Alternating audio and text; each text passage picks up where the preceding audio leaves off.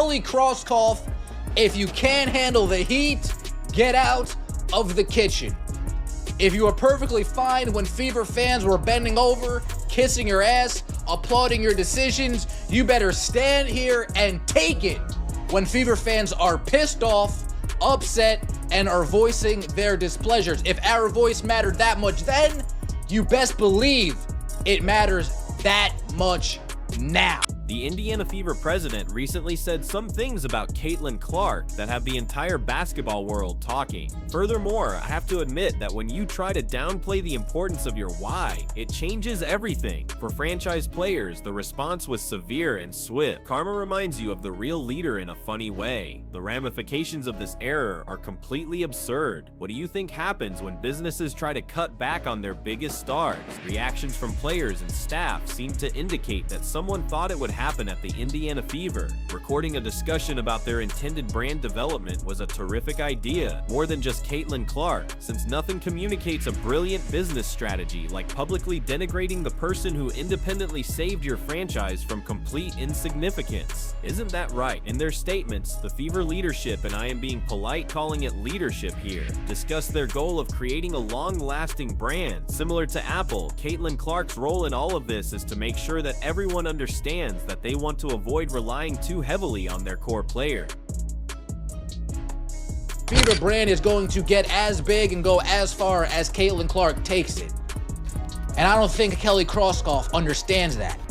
And the latest video that is surfacing, floating around, being consumed by Fever fans across the globe, because this is an international superstar they have on their hands. This may have been the straw that broke the camel's. Let me explain how tone-deaf these remarks were. This executive basically told fans who are erupting on social media that they want to keep the franchise growing and enthusiastic, while also implying that Caitlin Clark, the person in charge of that growth and interest, shouldn't take precedence. It is like McDonald's claiming they want to be recognized for more than just hamburgers, while making a deliberate effort to hide the Big Mac. Fans responded quickly, which is exactly what you would expect when you disrespect their intelligence. Social media users were screaming at the corporation for being completely detached from reality. To be honest, they deserved every bit of the criticism. These intelligent business people seem to forget the history. Perhaps 4,000 people were watching the Fever on a good night before Caitlin Clark arrived. The television ratings for each game were so low that few people tuned in. In the realm of sports, the franchise was essentially an afterthought. Then, when CC shows up, they begin selling out arenas and setting records for attendance, which is really important in the national conversations. However, in their infinite wisdom, they think this happened because of their amazing organizational structure, but they are wrong. They have a gift that is passed down through the generations. People are truly interested in watching the basketball game. The illusion is utterly faltering. That we want to sustain the growth and the interest level in the franchise. I mean, this is about the Indiana Fever. Yes, we have a foundational player in Caitlin Clark and Leah Boston, and we're going to continue to add to that. But I want this team to be the leader in the country, and a brand, an enduring brand, like Apple or something. I mean, we have a real opportunity here. The comparison to Apple is hilarious because Apple changed everything by building their entire brand around innovative products. Their attempts to downplay the iPhone or pretend that the iPad was unimportant were non-existent. They built everything around them and embraced their innovative inventions.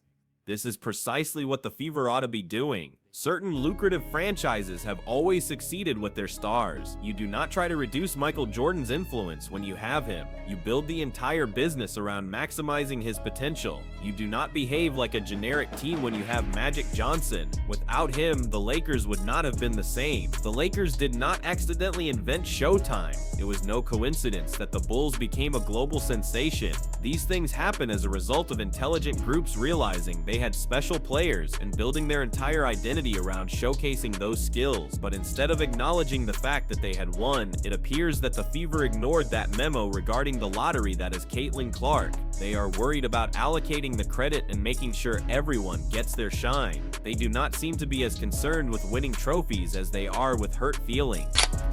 This isn't the NFL.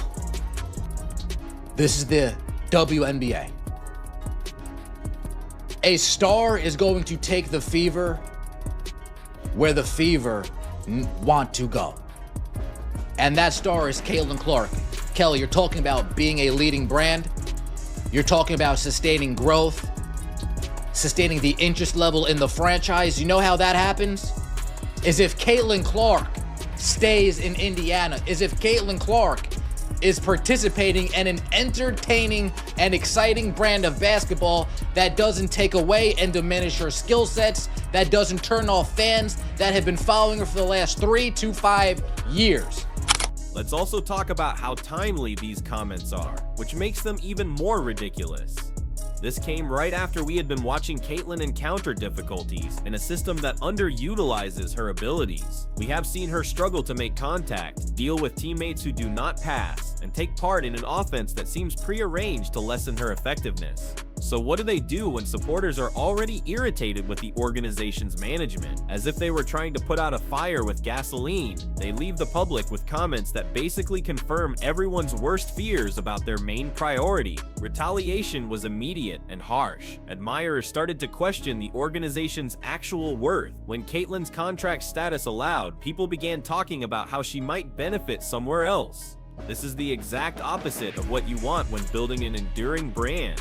The worst part is this: they have every right to be concerned. If the company does not show that they are committed to success, Caitlin Clark won't just stay on forever. She is too talented and competitive to squander her prime years waiting for a corporation that does not appreciate its assets. Particularly informative is the comparison with other markets. What would happen if Caitlin Clark were currently playing in Boston or New York with this kind of organizational dysfunction? The daily management would be totally destroyed by sports radio. There would be ongoing pressure and constant demands for modifications. However, they think they can get away with backward thinking because of their location in Indianapolis. The biggest irony in this scenario is that in an effort to protect themselves from becoming overly dependent on Caitlin Clark, they are actually increasing their danger of losing her. When you do not value everything you own, you create conditions that make that asset available to companies that act. Additionally, there are a number of firms that would be delighted to welcome Caitlin Clark and establish their entire brand around her fame instead of trying to control it. Everyone needs to relax. The idea of karma in the whole situation is that instead of coming out as a well-run business, their comments immediately sparked the exact kind of disagreement and criticism they were probably trying to avoid. They seem like tone-deaf CEOs who do not understand their own business plan.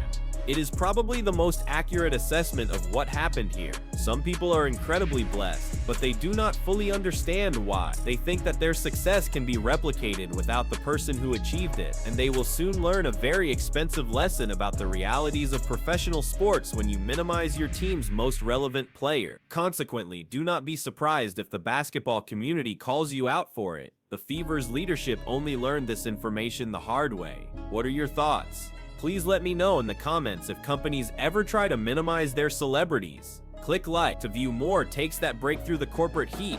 Click the subscribe button. As this entire situation reaches its boiling point, one undeniable truth rises above the noise. We are witnessing a moment that will echo far beyond a single press conference, a single comment, or a single decision. This is not just about one team, one executive, or even one superstar. This is about the direction of a franchise, the expectations of millions of fans, and the responsibility that comes with leading an organization standing at the center of the basketball world. Because when the spotlight is this bright, when the world is watching this closely, every choice becomes a statement, and every statement becomes a turning point. Fans today are more connected, more informed, and more passionate than ever before. They know the history, they see the numbers, and they understand the value of the players who carry the game forward. They celebrate excellence, they defend what they believe in, and they raise their voices when something feels off. And in moments like this, those voices do not come from anger, they come from loyalty, from investment, from the desire to see the team they love reach its fullest potential. The fans aren't just observers anymore, they are stakeholders.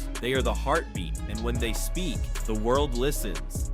That is why this moment is so defining, because at the center of it all stands a franchise navigating pressure, a fan base demanding clarity, and a superstar whose influence has transformed not only a team, but the entire landscape around it. That kind of impact is rare, that kind of presence is generational, and that kind of momentum does not happen by accident. It happens when talent, opportunity, and global attention collide in a way that changes everything. When you have a player who brings millions of new eyes to the game, raises ratings, fills arenas, and inspires an entire new wave of fans, you are not just managing a roster, you are stewarding a movement. This is why the next chapter matters so much, because the decisions made today will define the tone of the franchise tomorrow. They will determine whether this organization rises to the moment or lets it slip away. Championship-level teams throughout history have understood one simple truth. Great organizations do not fight their momentum. They build on it. They do not dim the light of their stars. They elevate it. They do not run from pressure. They grow under it. That is what separates strong leadership from confused leadership,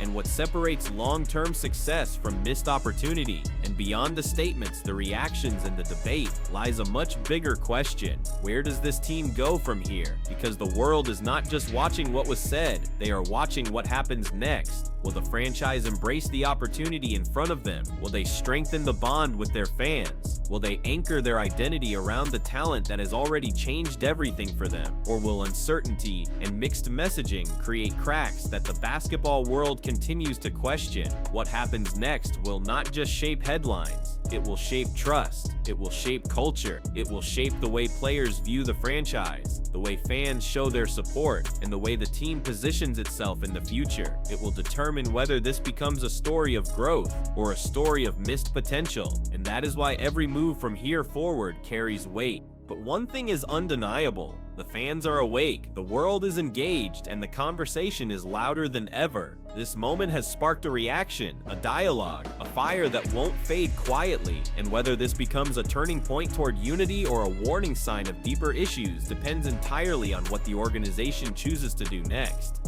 Because momentum is a powerful thing. It can lift you higher than you ever imagined, or it can disappear before you even realize it is gone. So as we move forward, stay tuned, stay alert, and stay connected, because this story is nowhere near finished. In fact, it is just beginning. The next statement, the next decision, the next season, each one will reveal exactly where this franchise stands and what kind of identity they are ready to build. And believe this, the basketball world will remember how this moment was handled. They will remember who listened, who adapted, and who rose to the challenge. This is bigger than a headline, bigger than a quote, bigger than a single controversy. This is a crossroads, a moment where everything that happens next will shape the legacy of a franchise for years to come. And trust me, the next chapter is going to be powerful, so make sure you are here for it. Make sure you do not miss what comes next. Because if you thought things were intense now, just wait. The real story is still unfolding. And the next move, that is the move that will change everything.